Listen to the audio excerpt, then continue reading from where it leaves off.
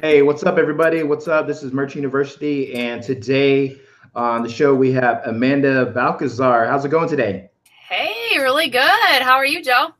Oh, I'm doing pretty good. I'm just excited about Q4 and just been uploading a bunch of designs today, so it's been awesome. Good job. Yeah, it's that time. Q4 is always very exciting. It's funny when we start to get into it. I feel like the entire year, even for some of like our physical products business, like you're so anxious to get to Q4, and then once it starts and it ramps up, you're like, oh my gosh, this is insanity. So this is kind of the calm before the storm. And I could kind of see it like starting as in like, hey, I'm getting like more sales. I could tell. I'm like, wow, this is cool. So. Yeah. I mean, you work on other PODs too, right? I do Etsy, Mostly but that's merch. about it. Yeah. Well, I heard that Etsy's been having a little bit of an uptick. Have you been seeing that too? Yeah, I've been seeing that too with That's Etsy. So cool. yeah, it's good. That's cool. So I mainly upload to merch. I try to do merch because I don't know, I just feel like that was like the most potential. And then when I get sick of that, I upload to Etsy. Yeah. Oh, it's a totally different platform, so it's nice to spice it up. Yeah, and so I actually enjoy Etsy. I don't mind like all the customer service and stuff, so it's not a big deal. Well, yeah, I mean, I can see that, especially if with merch and you're just by yourself. Sometimes that's nice to be able to interact with some of the customers for sure. To me, like it's kind of driving me crazy with the Etsy stuff. Once you get so into the groove of just your system, and then Etsy is a totally different model. So I just felt between what we were doing with merch, and then we do some customer service stuff, on our physical products business. So with that, I was like, okay, I don't want to deal with customer service over here too. But if that's what we were doing, was really just focusing on POD, I think that those are the top two to get on. And I think the customer service, like you said, it could be fun, especially if you're looking to build a brand and care about your shop and stuff like that. And then you'll see those repeat buyers, and then I'm sure they really appreciate that. For those who don't know like your backstory, what is it like that the platforms that you're currently on, and like how long have you been doing reselling and stuff? Oh gosh. So my husband and I started in selling on Amazon about 12 years ago. And this was even before FBA. Okay. So we were self-fulfilling books. And so, I mean, it was right out of college, basically, for me. I had one quick little job doing mortgages for about a year. That's where I met my husband, John.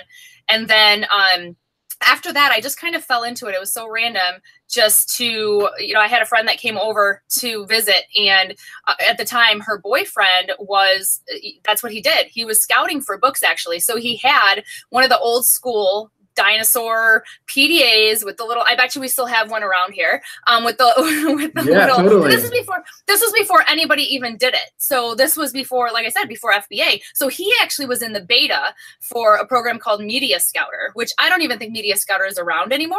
Yeah. But he was in the beta program for that. So if anybody did books before or anything like that, they'll know that program. And so nobody had it. He was just testing it out for, the lady that had created it. And so he was just killing it at all the book sales. And so I was just like, oh, well, I'll just dabble in that. Kind of seems like something fun. Like that's legit how it started. And so we started doing well. My husband was still in banking, and then he went to become a financial advisor for like the first 3 years of our business. It was just basically me doing the full-time part, the fulfillment part, all that. And then when he would come home, he would work it with me. And after a little bit, he was in finance, the stock market started getting all crazy. And I'm just like, you know what? Like, I don't want to sit here and work from home by myself every day. Like, do you want to come home and do this with me? So, I mean, the big jump, it was tough because of benefits, and I think that's a lot of people that have full-time jobs. You might have a family, you might have kids. Fortunately, at that time we didn't, it was him and I, both of us were healthy. So we were just like, all right, let's do this. And so we just never looked back after that. It was kind of like the typical progression of what people say. It went from, books, then we fulfilled books through FBA. Then we did OARA. Then we did wholesale. And then now we're really, really focused on private label and our own brands. And so that's the progression. And then just a year ago is when, so we've only been doing private label for 2 years. But just a year ago is when, like a year and a couple months is when we, kind of got interested in merch. And I ended up catching, it was the Proven Merch videos. It was one of the first conferences that they had. It was very small. Chris Greene, Ken was there, Matt Cartlett and Kyle. Gosh, who else spoke? Brett Bartlett, Jim Cockrum. So that was like one of the, you know, the small little conferences that they had. And man, I just caught the vision from that. I was on fire at that point. Like, I was so excited. It was the beginning of August. And so at that point, we just started going really hard at it. And that's what we focused on for, you know, the first part of our merch career. And so just kind of like everybody else, once you get going and everybody's talking about, oh, you know, then there's Redbubble, then there's Etsy, then there's all this stuff. So it was just kind of like a whirlwind in the beginning, because you didn't want to miss an opportunity. I mean, if we are creating these designs and they're selling well here, why not throw them up on all the other platforms and stuff like that? And after time, we kind of just found out, for us personally, even though some of the stuff we would have a VA uploading to Redbubble and stuff like that, the bulk of our sales, like you said, they were coming from merch. And whether it's because, you know, well, we know because they have the biggest, you know, audience, they have the organic traffic, all that kind of stuff. But, you know, I think too, we were kind of working for that platform and everything that we were designing and everything. I mean, it's kind of like when we would sell on Amazon with our products, we would sell on other platforms as well. If you want to talk about, you know, there's Walmart, there's eBay, there's Jet, there's all these different platforms, but the bulk of what we do is tailored towards Amazon. So love-hate relationship with those guys, but yeah, so that's kind of the story. That's kind of cool. I started with books too, and that's how I got started, probably like 5 years ago. And when I first started, yeah, and I was doing, and actually, you know what? I think FBA was around. I just didn't know about it. And so I was doing merchant fulfillment, which was fine by me. I didn't mind. Yeah. But then I found out about FBA, and I was like, oh, I could send these in. So then I started sending them in and stuff. And yeah, started kind of moving to like, not books, but then I would do like games. And then I would just find like electronics. And I was like, man, this is really cool. And I was excited about it.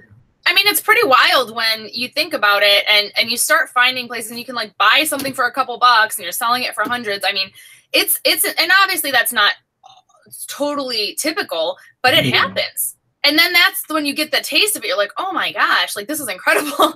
And so, yeah, it was a great opportunity. It was a great stepping stone. I mean, very low risk, obviously, because the investment was so low. So I feel like it really helped us to learn a lot. You know, about e-com in a sense of, even though it was such at a basic level, now it gives us that confidence to really go after, you know, building our brand and stuff, because we're comfortable with the entire, like I said, platform and system and everything like that.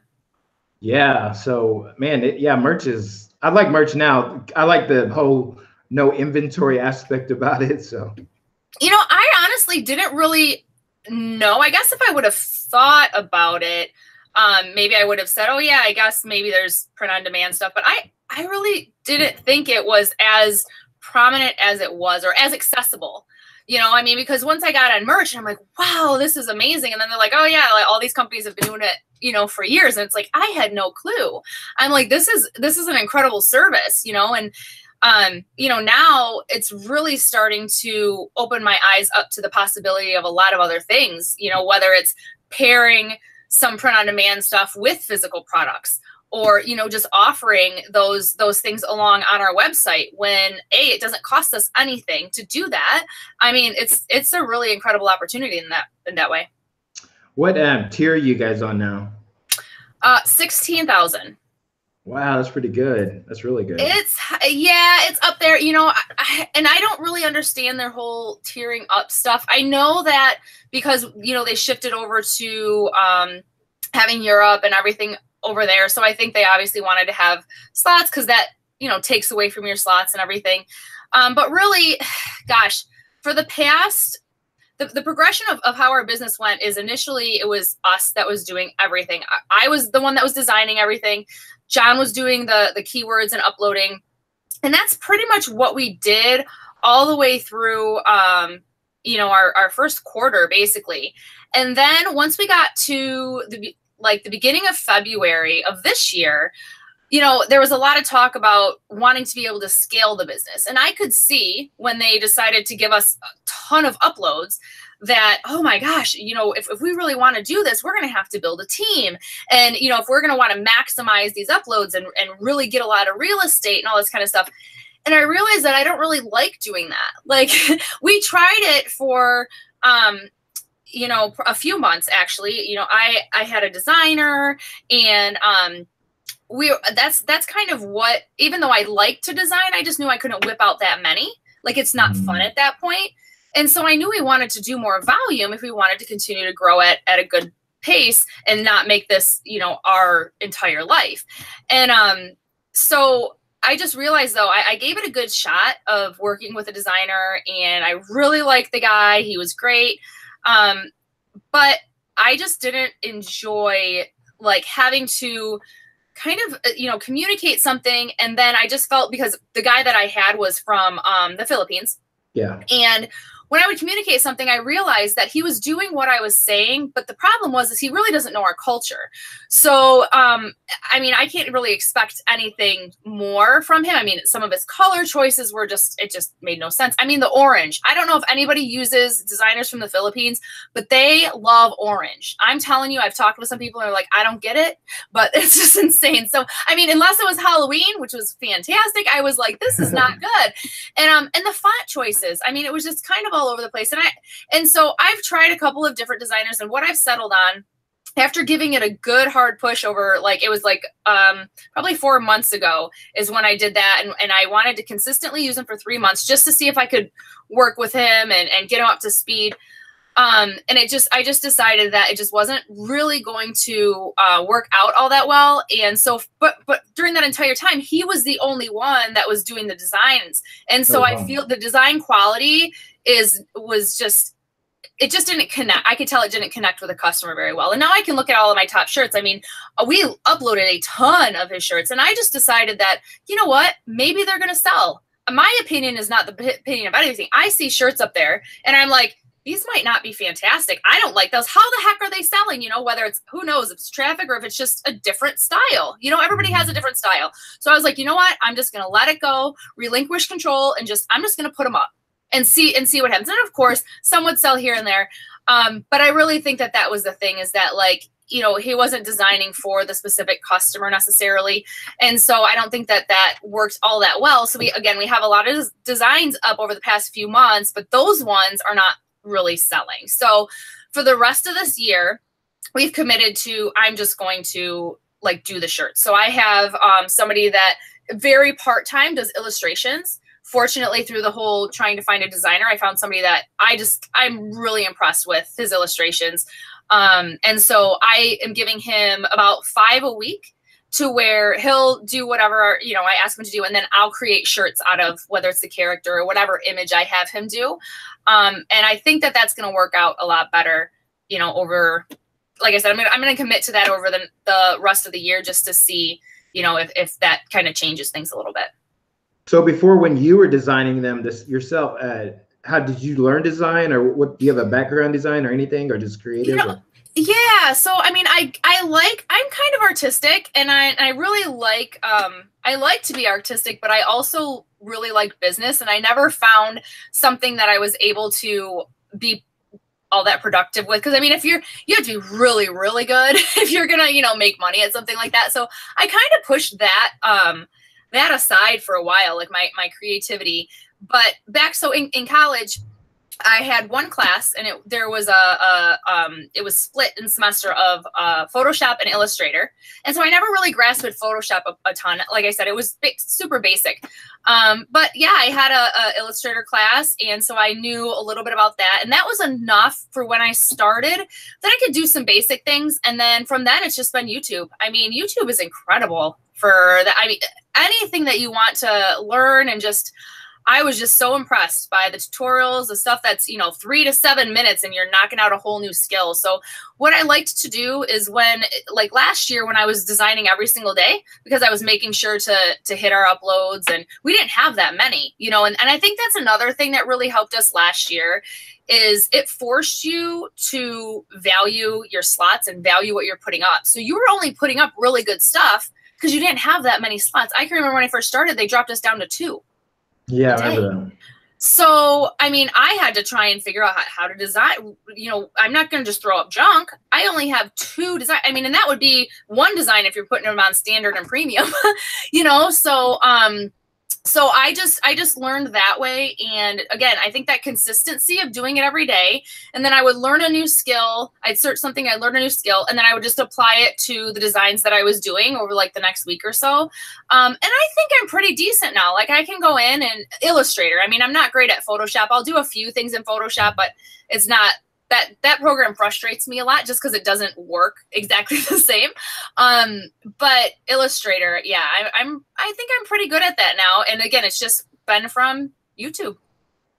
Do you, okay, say like you started today, or not started today, but like if you're going to make a design today, what do you do? If you're going to start today, do you just go like, do you look on the news for your ideas, or do you try to think like I'm designing for like women, or I'm designing for kids or men or women, or how do you do that? Yeah.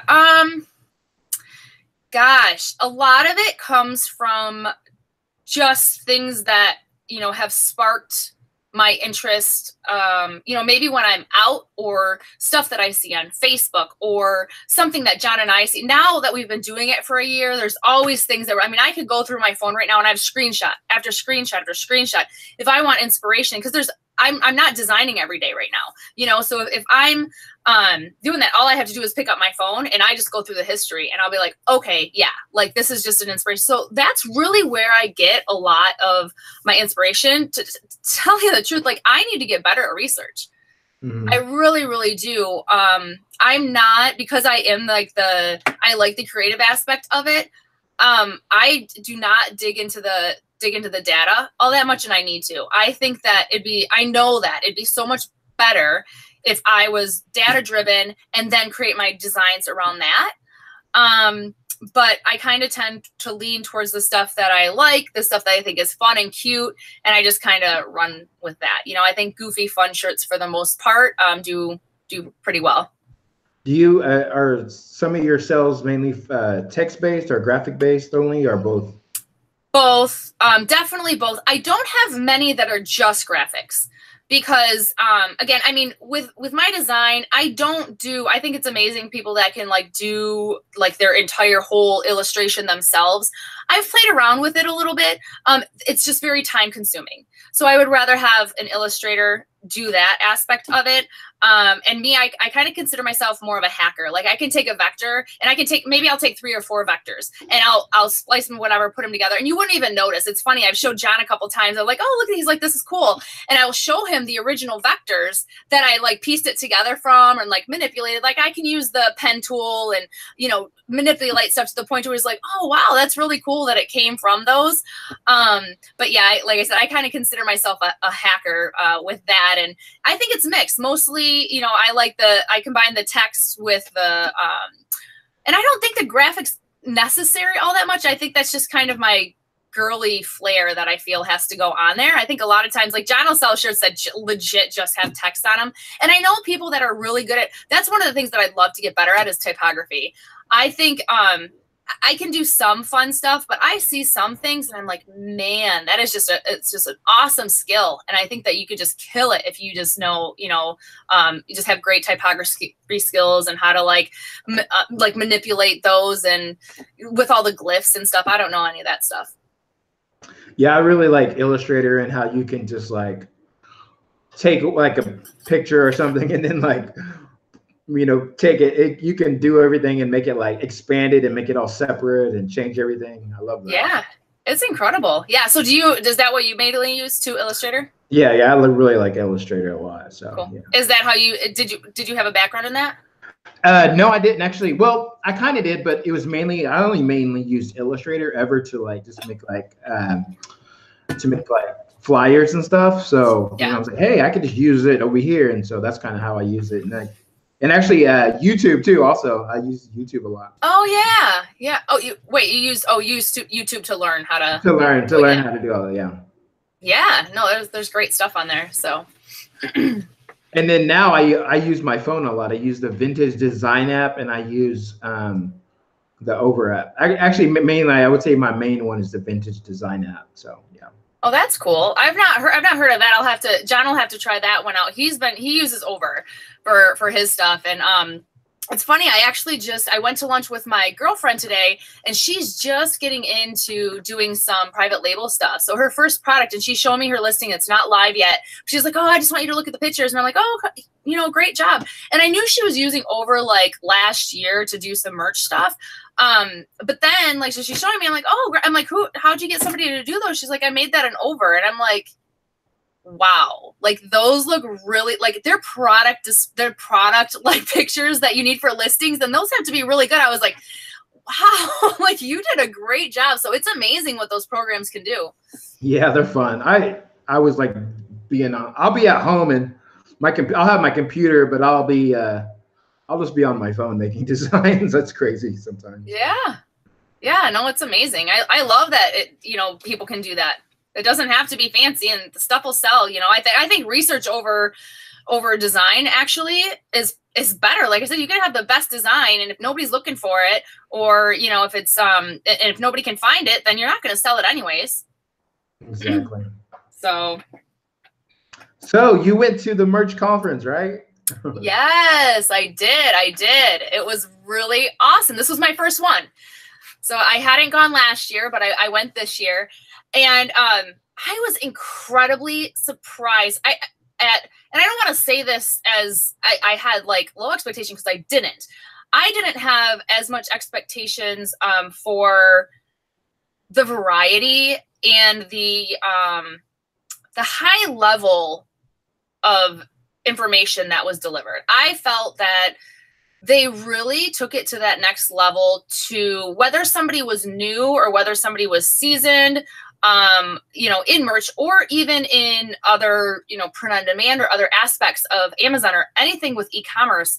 I mean, it was full circle. I mean, you're talking about, they had Owen Video that was talking YouTube stuff. They had another guy up there that was doing influence stuff. They had a girl up there, Rachel Miller, which I know a lot of people know her from, I think, Moolah Marketing maybe, or Moolah something. Anyways, I was just in awe with her, and she does, a lot of amazing social media marketing stuff. So it's funny because now, after I've been through a lot of e-commerce conferences this past year, my husband and I have really, we hadn't gone to that many conferences before, but this year we've been really intent on doing that. And the consensus across every single one, I don't care if it's physical products or, merch or whatever, is marketing. You got to be able to figure out how to market and drive your traffic, build your list, that type of thing. And so I was just incredibly impressed by that, because again, the value that we got from there, I mean, there was a guy there that was just like basically a Shopify legend. And just, it was awesome, the information that was provided. So it gave so much for you to be able to decide what direction that you want to take your business in, instead of just, hey, I'm going to, design something, throw a shirt up, get some good keywords, and then sit and pray. And I think that that's where we're headed. I don't think that people need to be discouraged by any means, but they're like, oh my gosh, now it's saturated. There's, so much competition. You know what? That's going to be anything that's a good opportunity, that's going to happen. You think it's not just going to just be there for you. There's always going to be more competition. But you have to think about this. Like, again, we're still so early that if you take it seriously and continue to level up your skills in those other areas, then yeah, you're going to be able to compete. Like, you don't have to worry about. So if there's all these other people coming on, I'm going to tell you, if people that have been on here for, a little while, or, maybe a year plus, whatever, and they're getting discouraged now, imagine the people that are just starting, how discouraging that is when they first get started. I just think it's the people that are going to be stubborn and persistent that are going to do the best. 5 years down the road, who knows where we're going to be. Exactly. Because just think about it. You've been on, you started 12 years ago, so. Mm-hmm. Yeah. That's the thing. It's so funny because when I look at it, it's like, oh my gosh, 12 years. And I was like, yeah, it's funny because it's been such a different, I think for it was a long time. I think for the first at least 8 years, it was just books. You know, and it's funny now because I can talk about it because we don't do books. We actually, after Amazon changed their fee structure with, I don't know if you had still had books or whatever. I mean, we still have books in one of our accounts, but we haven't added to the inventory in, you know, probably a year and a half or 2 years, or whenever, maybe it was just a year and a half, but whenever they had changed their fee structure to where they would do the long-term storage on like any, what FNSQ or whatever, instead of only if you had 2 or more. So that was kind of like the nail in the coffin. We knew that we had to move on from that. But we were just so, I don't necessarily say comfortable, but we just knew where to go. Like we went to Canada because we're up in Michigan and we're pretty close to Canada. And so nobody would go to Canada because you have to import those books. Like you have to go to the commercial lane. You have to, and of course we never told anybody about that. And so for years, nobody went over there. I mean, there was very few other serious book dealers that went over there, but that was it. I mean, we would hit a few, I mean, we would get a U-Haul trailer. We would just pack that thing front to back and just cherry pick and high value books. I mean, we killed it over there. And now, I mean, hopefully people are still able to go over there and do it. Now they're like, oh my gosh, no wonder. How the heck? Because, you know, once you're in, did you do scouting to where you actually went to like charity book sales and stuff? Yeah. I would go to I'm from Oklahoma. In Oklahoma City, they would have like they would call like Friends of the Library. Books. Yeah. I mean, we traveled, we literally, in the early days, we would go all the way from, I mean, like I said, we're in Michigan. We would go Illinois, Indiana, Ohio, Missouri. There's ones out in Missouri all the way to Canada. But once we started hitting Canada, we just stopped traveling to everything else. We're just like, you guys can fight over all of those books. We sporadically would pop into the local ones, and people are just like, what are they doing now? Because we would just be there here and there. And then we obviously never told anybody that we were going to Canada. And I mean, Toronto was just awesome. We would go to Toronto, we would go to Kitchener, we would go, there was Kingston, which was a really far one. We'd go out there. And the exchange rate was amazing as well. So it was much cheaper to be able to get those books too, but it was a pain. I mean, we got grilled by coming over the border. So that was a learning curve. You know, we would have to get a broker sometimes when we were going above a certain amount. But you know, that hassle was worth it in the end, because we had a good 5-year run to where we basically just had that to ourselves, because Amazon CA is so much different. Anybody that was going over there to scout, they weren't really scouting the same items that we were to bring over to send to the US. And it didn't make sense for them to do it at the time. Now I do know some people that are Canadian, and they take in their, I think there's actually services now. I know they have FBA in Canada, but a lot of them want to sell on the US site. So I think there's services where they just send their stuff to the service takes it over to the border, and then they send it to Amazon fulfillment centers. So, but now you're doing FBA, right? But you're doing, what are you doing now? You're doing like your own fulfillment? No, we don't do our own fulfillment. So we just do, I mean, some, I guess. But we've been focusing on private label. Private label is the past 2 years. And so we have 2 brands. And so we're in the pet space. One is dog chews, the other's pet supplements. And those are just 2 separate brands, 2 separate accounts, and we're just going to work on just focusing on building those right now. I mean, I went over to China just to kind of not necessarily to get stuff for our brands just yet, but kind of learn the process, because everything for our brands right now is sourced in the US because they're consumables for pets, you know, and even the reason why we're in that space is because, you know, we love dogs, basically. Like, we were in dog rescue for years and years, and so that's very near and dear to our heart. So we make sure to give, you know, our dogs probably better stuff than we consume, pretty much. And so it was just kind of natural for us to go in that space and, you know, be passionate about it and have a lot of fun with that.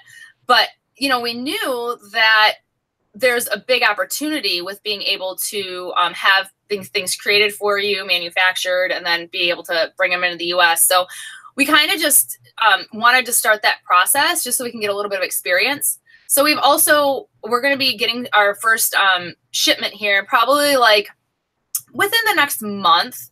And we just actually got a bunch of different types of products, nothing that we're going to include in our brand, just stuff that we know it will sell really well in Q4. And then we'll we'll see what we want to do. If there's anything that we want to like actually have made specifically for our brand, you know, whether it's, I don't know, like dog leashes or just something in that space. But at least at this point, we'll kind of know the process. Because, you know, if we had this grand idea and then we decided that we were just going to go and source some stuff from China, I've just heard so many horror stories that I just didn't want to just wing it, you know? So by going over there and being able to say, okay, I'm going to pick these 8 products. I know that they're going to sell well just because I know that the margins are there, and it's not anything that we're going to create to be our own. They're just going to be generic products. That'll just kind of get our feet wet a little bit. So this is like your 12th Q4 probably on Amazon? Yeah, but I mean, I wouldn't consider being in books. I don't really consider that Q4 because December Q4 was never a thing when we did books, because it was August, because we had a lot of textbooks. You know, we did nonfiction. So it was always, when we sold the most was August and January. Those are our 2 high points because that's when kids were going back to school. Oh, okay, gotcha. So Q4 meant nothing to us up until last year, because even in the pet space, you get a little kick, but they're evergreen products, you know. So I take that back a little bit. We've experienced some good Q4s when we were doing RA and OA. So we did load up on toys and stuff for a couple years. So I would consider this to be like our 4th Q4 to where it really means anything. So when did you start seeing like things pick up though in Q4 for people who maybe this is their first year in Q4? If we're talking merch, I actually thought it was pretty late last year. For me personally, I mean, and I think there's a couple reasons for that. A, we were just getting started. We didn't have that many designs up. They did increase the daily uploads, plus we were tiering up. So, you know, all of that was kind of a perfect storm for us to be able to see that increase. So I'm not so sure about the actual date, if that played so much effect, because it actually came pretty late for us. I mean, everybody's talking Q4 and I'm like, okay, well, I'm just going to go on faith because it's not hitting yet. So Q4, when everybody starts like saying, oh, yay, we're in Q4. I mean, I don't expect if somebody's, you know, I don't know, a few months in or whatever, I wouldn't expect anything fantastic until we start hitting that November, maybe even closer to the mid-November. But I mean, once it gets there and you start feeling that pickup, I mean, it rocks right through like mid-December. I would say, yeah, like November 20th, that's when it like really picked up for me till like, yeah, mid-December, or it's like December 20th actually almost. So, yeah. Well, especially if you're selling, for us too, like if you're selling physical products, it does go right up to that mark. T-shirts, it's interesting to see. I think it slows down just a little bit earlier, just because they don't have the 2-day prime on that kind of stuff. But yeah, so when people say, you know, here comes Q4 and everything, I think a lot of it, you know, matters on your product. You know, what you're bringing, depending on when it starts to pick up. But yeah, I hope that people realize, don't get discouraged if, you know, you're thinking right now is Q4 and your sales aren't, you know, through the roof at the time. You have a little time to go. Just keep uploading. Just keep uploading. Exactly. What was like the biggest thing you took away besides the marketing thing from the conference? Like who was the best speaker, do you think? Gosh, you know what? Or were they all pretty good? They really were. And there was such a variety. Like I said, they did such a good job with the topics and hitting different things. I mean, for a 3-day conference, for me to actually want to be in there the entire time, that's pretty awesome. There's few conferences, a handful, that I've actually wanted to sit there and be in the entire time. And I felt like a lot of it had to do with everything was very applicable to both merch and our private label business. So I was just soaking up the information. If it wasn't something that I might be, you know, thinking about for merch right now, it was something that I was definitely going to be using for our private label business, and vice versa. So I really, there's definitely not one that I can pick. there'd probably be a top 10 maybe. How many speakers were there anyways? Gosh, I actually don't. I'm trying to think if I even have my. Was there like 10 a day or something like that? There was a lot. I would say, let's see. So we started around 9. So even if it was about an hour, like 9, 10, 11, 12, maybe about 8. Maybe wow. 8 to 10 a day, I guess. Maybe I would say probably an average of 8. That's a lot. Yeah, and like so, and we didn't have that long of a break for lunch, which was cool because you know obviously you're there to get information. I mean, it was it's nice and intimate. You're in an awesome, you know, I've been to conferences where you're like just sitting in chairs right next to each other. This is like, you know, it's nice to where you like have your desk, you can sit there and you can, you know, really have space and be comfortable. And if you need to get up and walk around, like it was just great all around. I was really impressed. From the pictures, it looked like it was like almost like a college classroom or something. Yeah. Yeah. And I think that was great. Like I said, it was, I'm concerned that there's not going to be, because I think that they're going to try and get that room again. And I'm like, this is not going to hold. Like people better jump on this when they announce it, you know, when they're going to sell it. Cause I just don't think, like I said, the type of quality that they had, I would be shocked if, you know, 90% of the people that were there aren't a repeat. And there's not that much room, you know, after that for people to get in there. And I just think that was really cool. It was fun to meet a lot of the people that I hadn't seen, because over the past year, I've met a good amount of people. But there's so many people that you just see online. And then you're like, you feel like you know them. And then you're like, oh my gosh, yeah, I've never met you before, but I feel like I know you. So that part is pretty cool. That is cool when you talk to somebody online and then you meet them. It's almost like you already know them, and it's not even like a big deal. It's kind of crazy. Yeah, yeah. I mean, I guess one of the biggest things that I was realizing throughout the conference as well is that, you know, merch is not going anywhere for sure. I mean, if we look at how they've grown in just the past year, like when we were talking from the time that I got started, there was standard and there was premium shirts. Like, that's what we had. Mm-hmm. Like that was it, you know. And then all of a sudden, then when they have hoodies roll out, you know, then we have pop sockets. Then they're going over to Europe, and now they did say. Now we'll give you a little quote here because I don't think I'll get in trouble for this. We will be very happy in the next couple months, they said, in regards to what's going to be coming. And I say, when they say couple months, I mean, I'm looking at couple months, like hopefully before Christmas, which is very surprising to me because I'm like, wow, that's pretty close. They did say in the next couple months, and I look as couple as 2. So I don't know if that's any indication, but that's pretty exciting if they're going to be potentially you know, doing something in the next couple months. But yeah, they have no desire to slow down whatsoever, but they also want to make sure that they're doing it right and doing it based on the data, and just to continue to make sure that the platform and everything is successful.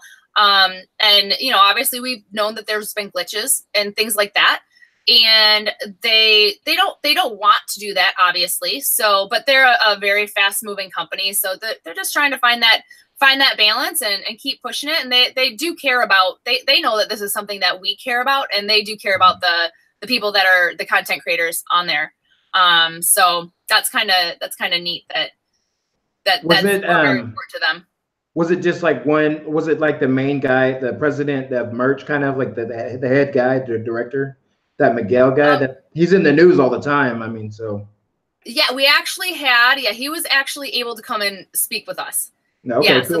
So that was awesome to actually hear, you know, just directly from him, his vision, and what he sees for the program. And I mean, you can tell that it's going to get big. And I think that some people get discouraged because, okay, you know, now we have these returns and, you know, not whatever, earlier in the year, like the royalties got, you know, cut and stuff like that. And I mean, their number one thing always is going to be, you know, delivering the best experience to the customer, hands down. I mean, like you said, we've been with Amazon for 12 years now. There's plenty of frustrating things, even on the other side of Amazon. And I think that's why with merch, when stuff happens, it's like, to me, it's not a big deal. Like, I don't expect anything less. Like, this is how Amazon works, but they do it for a reason. And this is why they're so big, is because everything is to make sure that the customer has an amazing experience. If they think, yes, they will have to sacrifice not only,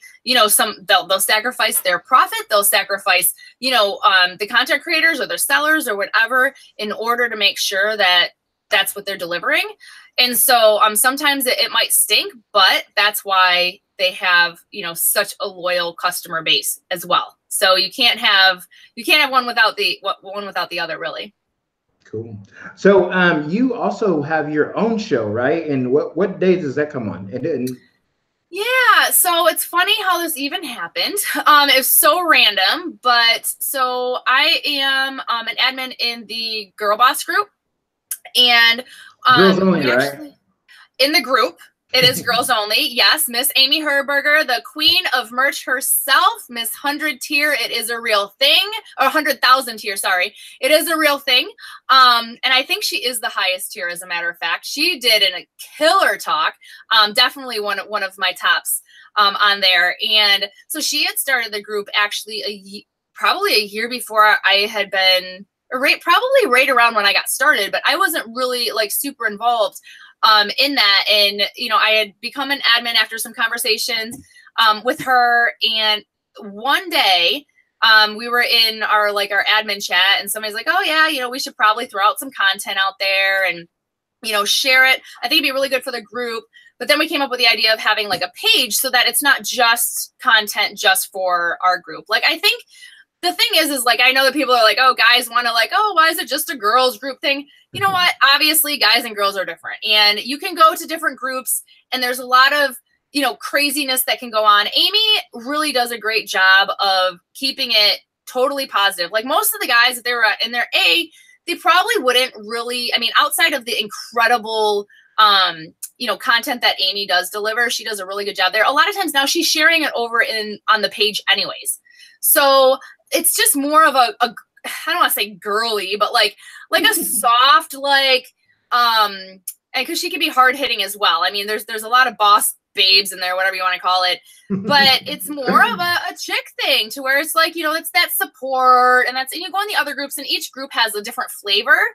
And Amy just doesn't deal with any of that negativity. If somebody's sitting there whining about slow sales or something, like she'll shut it down. Like there's just none of that. It's just not acceptable. So she just sets the tone there, and it's just a nice, fun flavor, and it differentiates from all of the other groups. But like I said, we do put the show out on, it's at typically Tuesdays at 9:15 Eastern.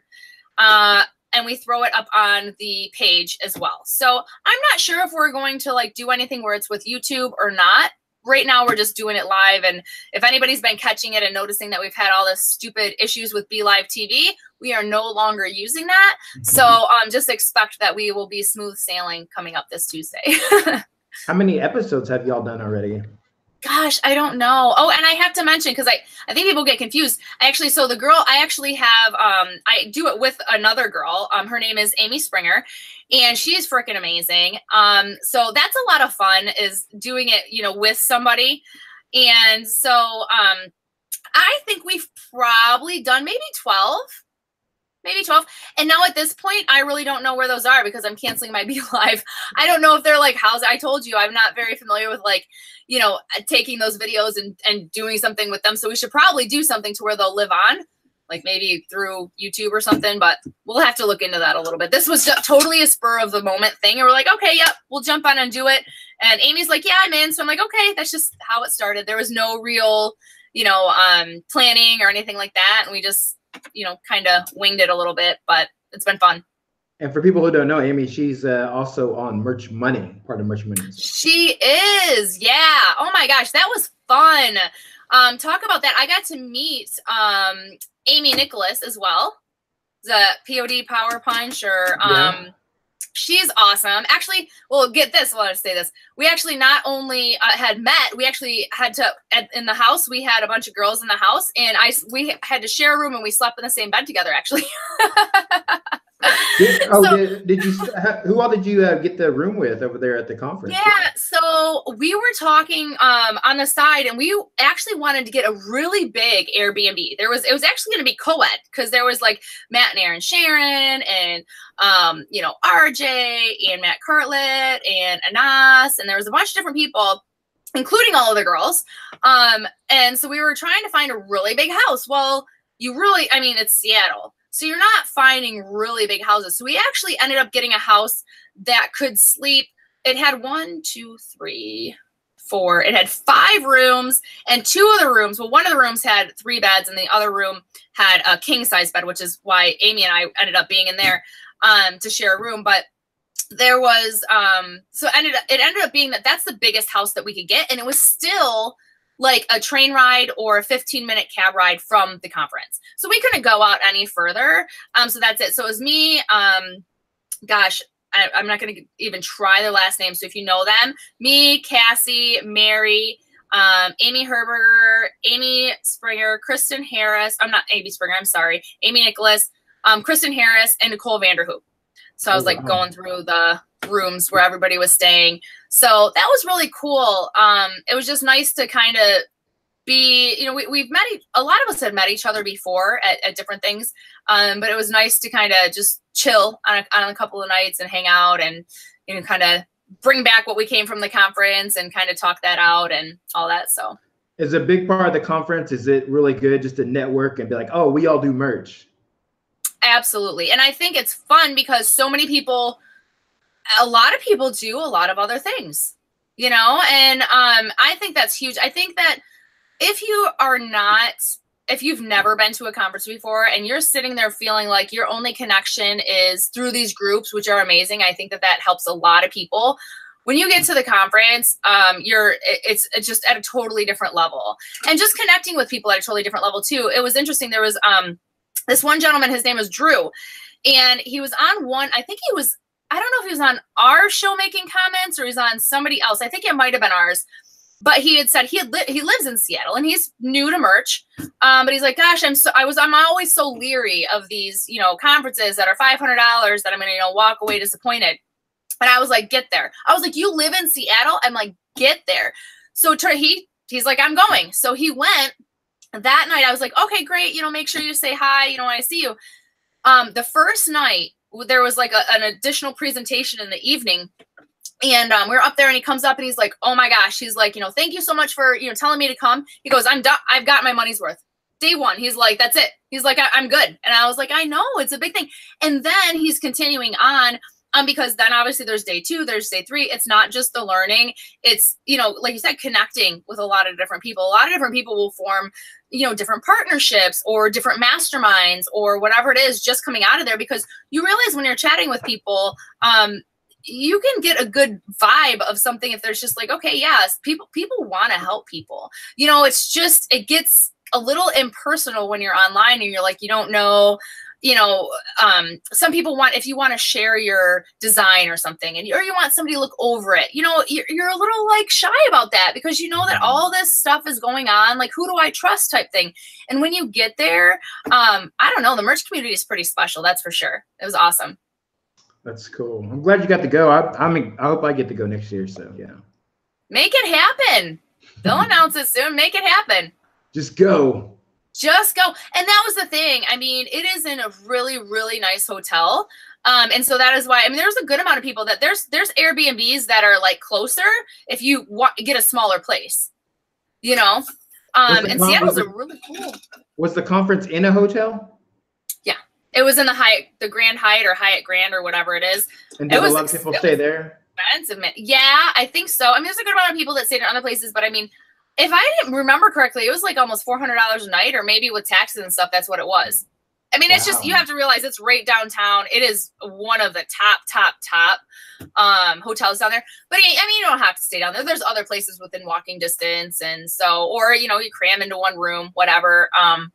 But I mean, the thing is I was mentioning before, I'm pretty shocked though. They have the replays are just going to be $99. I mean, I'm telling you, everything that I'm talking about, like all the different speakers and stuff, like, I mean, I don't over promote or whatever, you know, anything. Like, I have to really like believe in it. And I'm like, that's a steal. Like $99 to get that information. There will not be one thing. You'll watch 1 to 2 speakers and you'll be like, that was perfect. But then you get all this additional value, you know, from it. So yeah, it was awesome. Does anybody in the chat have any questions? I know we haven't mentioned anybody. Hey, what's going on, everybody? I'm glad you guys got to attend and y'all's here. And Jennifer, Patricia, there's other people on here? They're watching you. You didn't know it. Oh, okay. I thought we were just chatting. No. You're giving out all the goods to everybody. Yeah. Your husband's on here. Your husband's on here. Oh, is he? Matt Carlet's on here. Hey guys. Amy Nicholas is on here. Eric Rosner. There's my girl. Lord Ahab, Anas, Paul Chang. What's up? Well, I met Paul too for the first time. It's so funny he came up. And, you know, the only thing that gave him away was because his last name is Chang and he's Asian. Because otherwise I wouldn't know what he looked like because he never has his, like, picture up there on Facebook. So I didn't know. But I got to see him he was at the conference too. Brenda's on here. Amy Herberger's on here. They're all on here. Oh, what? Hey, friends. Eric B. What's up? Yep. Sorry, I'm giving away all the secrets, guys. I know. I should show you some stuff. Like, this is now it's funny. So that's one of the things I think you missed out. Like, the swag was crazy. We got a backpack. We got some glasses. Some people got like mugs. This one you might not be able to see it, but it's etched. Says merch by Amazon. Yeah, I can see that. We got a pin. Oh, that's the right way. Yeah. Oh, there. Pin. Shot glass. We got all this like paraphernalia that I think it's like contraband. I don't think we're supposed to be having this stuff. One thing that we did was pretty cool was we went to the Amazon Go store. Oh, I heard about that. I always wanted to go there. Pretty wild, I'd have to say. Very interesting. And prices are totally normal. Like, no, probably. I mean, it makes sense if you don't have to, like, have workers there. You want to talk about low overhead, you know? I mean, they do. They have to have people stock there and people, like, in the entrance. But when you're not checking out, you know, you're just grabbing stuff and going. You just walk in, grab your stuff, and then walk out and just bid, right? Yeah, so you have to download the app. And so it has, like, a little code. And then so you walk in kind of like if you're going to go through one of those, I don't know, what do you call it, spinners or rotate, where you walk through the thing. And so there's a little thing, you stick your phone on top of it, kind of like if you're getting on a plane. You stick your phone on top of it so it can scan it.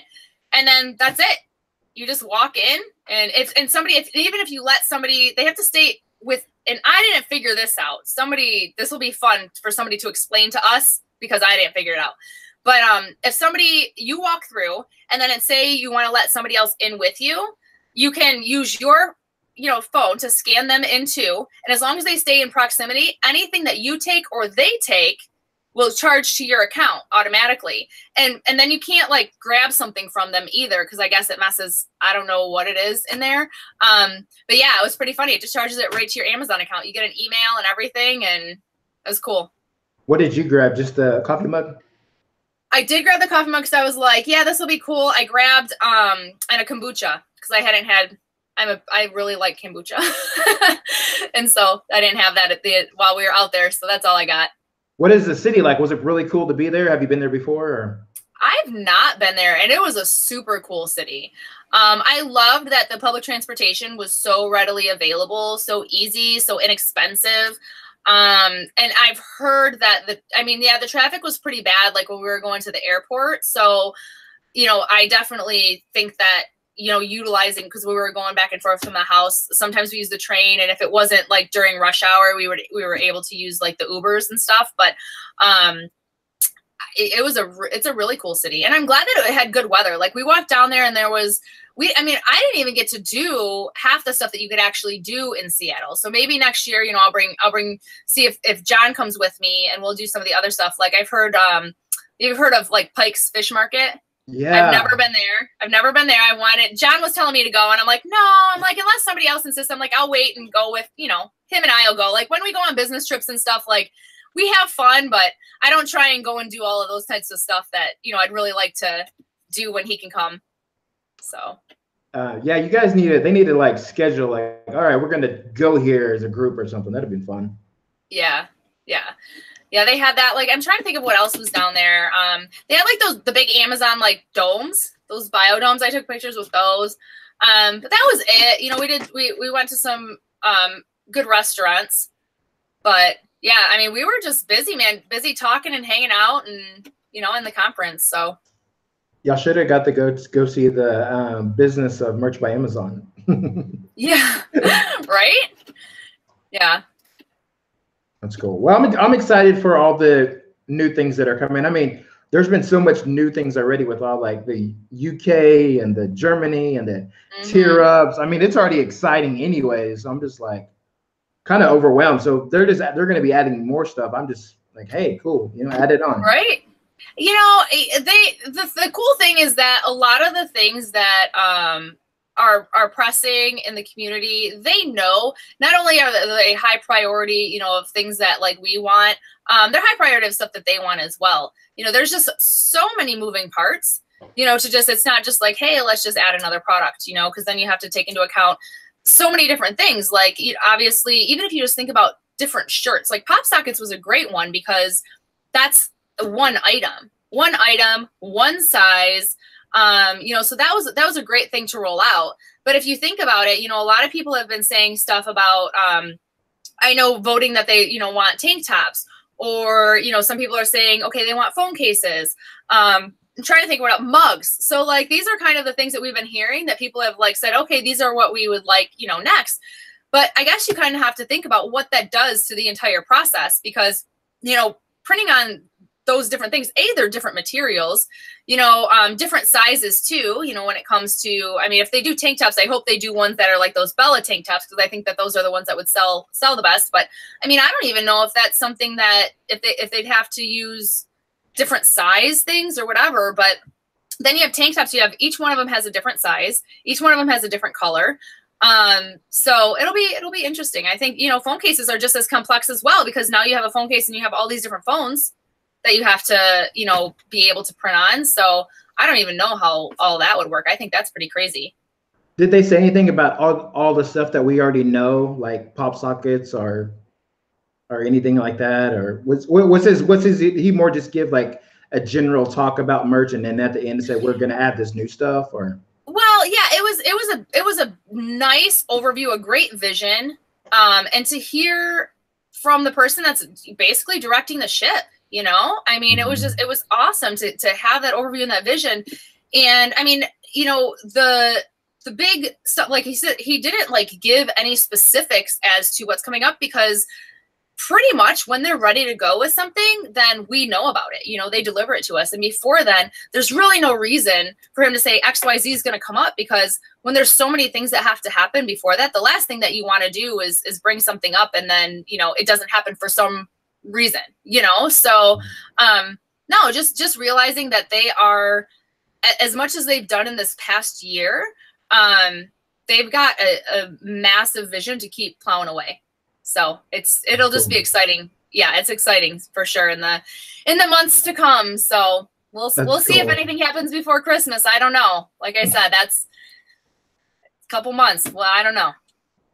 Well, I just want to thank you for coming on Merch University today and talking. Yeah, absolutely. No, it's great chatting with you. No, I appreciate it. And I'm glad that you know, we kind of had a little thing last week so that we can come back and actually have a decent topic to talk about when we're sharing stuff about the conference.